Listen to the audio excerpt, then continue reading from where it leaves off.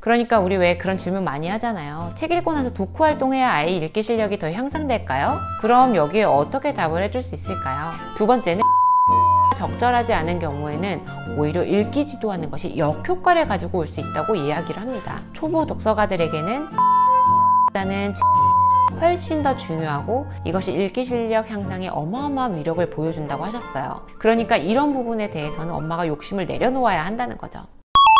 제가 보니까 엄마표 영어를 잘하시거나 자기주도 학습을 잘하는 아이로 키우는 분들 중에서 이걸 안 한 분들은 없더라고요. 그게 뭘까요? 바로 어릴 때부터 꾸준히 책 읽어주기입니다. 야유 보내시는 분들 있으신가요? 그런데 진짜 어릴 때부터 꾸준히 책을 읽어준 분들은 엄마표 영어로 또 학습으로 넘어가는 게 굉장히 자연스러워요. 저희 집도 그랬었다고 지난 영상에서 말씀드렸었고요. 아이들도 책을 읽는 것에 익숙해져서 집중 듣기를 하거나 다른 과목을 학습하는데 크게 저항감이 없더라고요. 그런데 이 책 읽어주는 걸 힘들어하는 분들이 많으시기도 하고 점차 아이 연령이 높아지면서 우리 아이는 책 잘 안 읽어요 하는 분들도 많죠. 다른 집 애들은 책 읽어주면 그렇게 좋아한다는데 우리 아이는 왜 별로 안 좋아하는 걸까요? 라고 하시거나 어렸을 때 그렇게 열심히 책을 읽어줬는데도 초등기 되니까 책 한 권을 안 읽어요. 이런 분들도 계세요. 그래서 오늘은 아주 유명한 책이죠. 세계적으로 유명한 언어학자 스티브 크라센의 읽기 혁명이라는 책의 내용을 가져왔습니다. 제가 이걸 가져온 이유는 엄마표 영어를 잘하기 위해서는 아이와 먼저 책 읽는 습관을 잘 형성해 놓는 게 너무 중요한데 그걸 잘할 수 있는 방법을 이 책에서 알려주더라고요. 그래서 엄마표 영어를 하시는 분들께 참고가 될까 해서 가져와 봤어요. 결국에는 엄마표 영어도 영어로 책 읽기 실력을 잘 쌓는 것이 가장 메인이잖아요. 이 책에 여러 가지 내용이 있지만 제가 지금부터 말씀드릴 이 부분들만 잘 듣고 실천하셔도 우리 아이가 책 읽기를 점점 더 좋아하는 아이로 자라는데 도움이 될 것 같습니다. 첫 번째, 자발적인 읽기는 유일한 언어 습득법이다. 크라센 교수가 가장 먼저 강조한 부분이 바로 자발적인 읽기입니다. 자발적인 읽기라는 건 스스로 읽고 싶어서 읽는 건데 책을 읽고 난 후에 독후감 쓰지 않아도 되고 각 챕터 끝에 질문지 같은 거 풀지 않아도 되는 그런 책 읽기를 말한다고 해요. 그리고 또 끝까지 읽는 게 싫으면 그냥 중간에 멈춰도 되는 그야말로 자유로운 읽기를 말합니다. 크라센 교수는 이 자발적인 읽기만으로 언어 수준을 최상위 수준으로 향상시킬 수 있는 건 아니지만 그래도 지금보다는 좀 더 높은 수준으로 도달할 수 있는 기반을 제공하는 게 바로 이 자발적인 읽기다 라고 했어요. 그러니까 우리 왜 그런 질문 많이 하잖아요. 책 읽고 나서 독후 활동해야 아이 읽기 실력이 더 향상될까요? 그럼 여기에 어떻게 답을 해줄 수 있을까요? 아이가 이미 자발적인 읽기를 충분히 하고 있는 경우에는 최상위 수준으로 도약하기 위해 독후 활동이 도움이 될 수는 있다.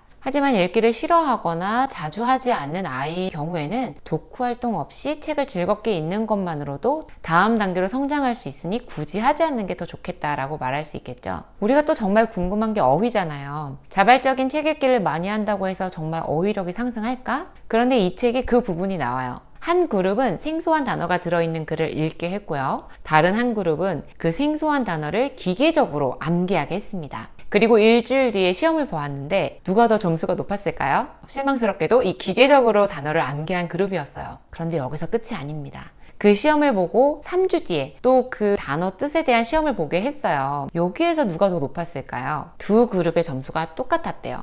그러니까 단어를 무작정 암기한 사람들은 암기한 내용의 일부를 잊었지만 책을 읽어서 문맥 속에서 단어를 습득한 사람은 그걸 한 달이 지나도 잊지 않았다는 거죠. 암기를 하는 게 나쁘다는 건 아니지만 이 문맥 속에서 단어를 습득하는 게 오래 간다는 걸 보여주는 연구였다고 합니다. 두 번째, 책을 읽고 싶은 환경은 어떤 환경인가? 크라센 교수는 여기에 대해서 크게 세 가지로 말했어요. 첫 번째, 책이 가까이 있어야 한다. 그러니까 아이들이 생활하는 집이나 학교 모두 책이 많아야 독서를 더 많이 한다는 얘기입니다. 학교에서는 학급 문고에, 집에서는 책꽂이에 좋은 책이 많을수록 아이들이 책을 많이 읽게 된다고 강조했어요. 말을 물가를 끌고 갈 수는 있지만 물을 마시게 할 수는 없다 이런 말이 있잖아요. 맞는 말이에요. 도서관에 데려갔지만 책을 읽는 건 아이가 해야 하는 거죠. 그렇지만 책이라는 이 물가가 없으면 책을 읽을 확률은 사라진다는 거예요. 물가가 있어야 아이가 물을 마실지 말지 결정을 내릴 수 있다는 것이죠. 저는 여기에 하나를 덧붙이고 싶은데요. 바로 아이들이 가장 많이 생활하는 곳에 책을 놓아주자는 거예요. 아이가 가장 시간을 많이 보내는 곳이 어딘가요? 바로 거실이죠. 그래서 거실을 서재화하는 게 그렇게 중요하다고 예전 영상에서 말씀드렸었습니다. 두 번째, 책을 읽게 만드는 환경이 따로 있다는 것인데 그 환경은 바로 쿠션, 편안한 의자, 카페트가 있을 때라고 말해요. 그리고 잠자리 독서, 그러니까 잠을 자는 곳 같은 아늑하고 편안한 장소가 책을 읽고 싶은 장소라는 거죠.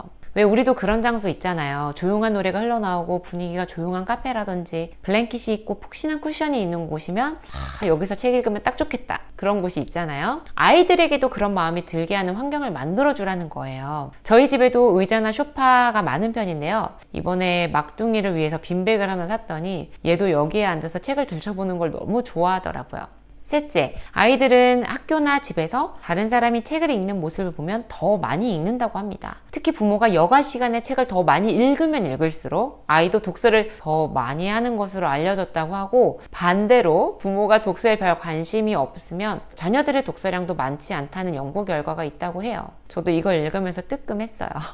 그래서 저도 책을 좋아하고 많이 읽는 모습을 아이에게 보여줘야겠다. 아니, 내가 먼저 책을 더욱 즐겨야겠다. 이런 다짐을 했습니다. 세 번째, 아이에게 독서를 권장할 때 지켜야 할 것. 이 부분도 세 가지로 나눠서 알려드릴게요. 첫 번째는 부모가 아이에게 책 읽기를 격려할 때 아이가 책을 더 많이 읽는다는 거예요. 학교에서도 가정에서도 교사나 부모가 아이에게 도서관을 이용하라고 권장을 하거나 집에서도 책을 읽으라고 권해보라는 거죠. 아이에게 책 좀 읽어라 잔소리 하라는 것이 아니라 앞서 말한 환경들도 조성해주고 다양한 책들을 마련해주면서 이 책 재밌을 것 같은데 어때? 이건 이런 책이래 하면서 책에 대해서 설명도 해주고 소개도 해주고 이거 누가 읽었는데 되게 재밌게 읽었다더라 뭐 이런 얘기를 해주라는 거죠. 두 번째는 읽기 자료가 적절하지 않은 경우에는 오히려 읽기 지도하는 것이 역효과를 가지고 올 수 있다고 이야기를 합니다. 적절하지 않은 자료는 무엇일까요? 그건 내용이 그다지 흥미롭지 않거나 이해하기 힘든 것을 말한다고 해요. 이 부분에 대해서는 저도 많이 반성합니다. 특히 둘째 아이는 넌픽션, 그러니까 지식 독서 책을 별로 좋아하지 않아요. 그래서 제가 좀 더 신경을 써서 책을 고르고 아이에게 좀 더 신경 써서 한번 읽어보라고 권하기도 하고 보상도 써봤는데요. 잘 안 되더라고요.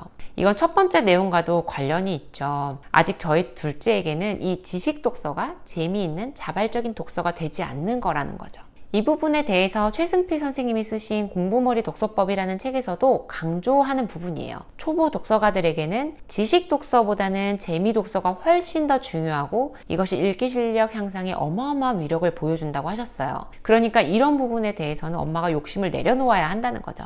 세 번째는 보상에 대한 내용입니다. 독서에 대해서는 외적 보상보다 내적인 보상이 훨씬 더 대단한 효과를 발휘한다고 했고, 외적인 보상은 오히려 역효과를 낳는다고 했어요. 이 부분도 실험을 했는데요. 책을 일정 페이지까지, 그러니까 예를 들면 1에서 20페이지까지 읽으면 보상을 주겠다고 한 거예요. 세 그룹에게 서로 다르게 보상을 제공했는데 첫 번째 그룹은 큰 보상, 두 번째 그룹은 작은 보상, 그리고 마지막 그룹에게는 보상을 제공하지 않았어요. 결과는 어땠을까요? 이 처음 두 그룹은 별로 차이가 나지 않았어요. 보상을 받기 위한 부분까지는 확실히 읽었는데 그 20페이지보다 더 많이 읽은 아이들은 거의 드물었대요. 그런데 이 보상을 하지 않은 그룹은 어땠을까요? 얘네들은요 20페이지까지 읽으라고 했는데 그걸 훨씬 넘어서까지 읽었대요. 그러니까 평균적으로 보상을 받은 아이들보다 2배 이상은 읽었다고 하더라고요. 저는 이 부분이 좀 많이 와닿았어요. 저도 아이들이랑 하루 일과로 해야 할 일에 책을 넣을지 말지 고민이 많았었거든요. 큰아이가 책을 할 일로 넣으면 왠지 읽기 싫어진다길래 넣지 않았더니 아예 읽지 않고 지나가는 날들이 더 많은 거예요. 그래서 다시 할 일로 넣고 막 그런 일들이 있었거든요. 그리고 방학 때는 좀 책을 많이 읽히고 싶어서 여름방학 기간 동안에는 큰아이한테는 아이세움 책장 2칸, 작은 아이에게는 그레이트북스에서 나오는 어떤 고전책 2칸 이렇게 읽으면 원하는 것을 사주겠다고 했었어요. 이렇게 해서 아이들이 책을 많이 읽기는 했는데요. 제 마음에 두 가지가 걸리더라고요. 이게 자발적인 책 읽기가 아니라는 거, 그리고 딱 읽어야 하는 만큼 읽고는 아이들이 더 읽지 않으려고 했던 점들, 이런 게 걸렸어요. 이런 부분들이 아이의 독서 정서를 기르는데 방해가 되는 것 같다는 생각을 하고는 있었는데 제가 셋째까지 키우고 있으니까 이런저런 생각을 깊게 할 여유는 없고 아이들 책은 읽혀야겠고 해서 그냥 많이 읽는 걸 내걸고 도전하고 싶은 사람만 해봐 했는데 둘 다 자발적으로 도전을 했거든요. 그래서 괜찮다는 위안을 했었는데 이 책에서 그 부분을 딱 지적해주니까 저도 앞으로 책을 읽게 할 때 어떻게 해야 할지 좀 더 고민하고 아이들에게 제시를 해야겠다 이런 생각이 들었습니다. 마지막은 만화책이에요. 저도 학습 만화를 좀 기피하는 엄마인데 이 책이 만화책에 대한 다양한 연구들을 소개해주고 그 결과를 정리해준 게 좀 도움이 되었습니다. 이 책에서 말하는 큰 줄기는 만화책도 아이들의 독해력 향상에 아예 안 읽는 것보다는 도움이 된다라는 겁니다. 그러니까 만화책을 많이 읽는다고 해서 일반 다른 책을 못 읽는 건 아니라는 거죠. 그리고 만화책이 줄글로 된 책을 읽게 하는데 마중물 같은 역할을 하기도 하고 심지어 어려운 읽기로까지 넘어갈 수 있게 하는 다리 역할을 한다고 해요. 이런 가벼운 읽기가 책 자체에 대한 흥미를 높여줘서 독서를 더 많이 하게 이끌어주기도 한다는 연구 결과가 있다고도 소개되었습니다. 그렇지만 누구나 예상하듯 만화책 읽기만 한다고 해서 읽기의 고급 단계로까지 이끌지는 못한다고 명확히 말하고 있습니다. 오늘 영상도 도움이 되셨다면 구독과 좋아요 부탁드리고요. 저는 다음 영상에 또 좋은 내용으로 여러분을 찾아뵙도록 하겠습니다. 감사합니다.